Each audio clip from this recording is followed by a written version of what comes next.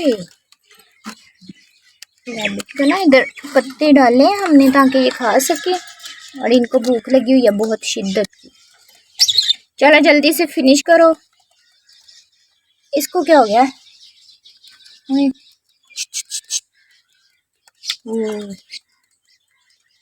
चलो ये तो मार गया।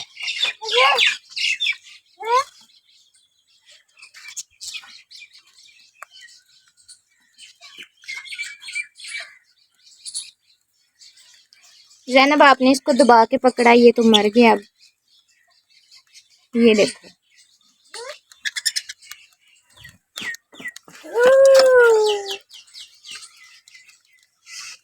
ये क्या किया? ओए चलो जी,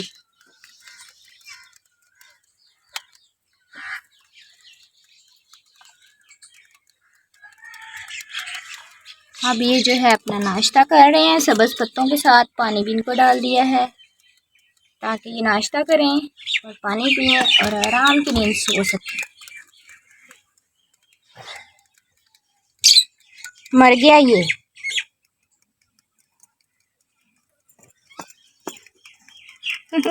ओए ना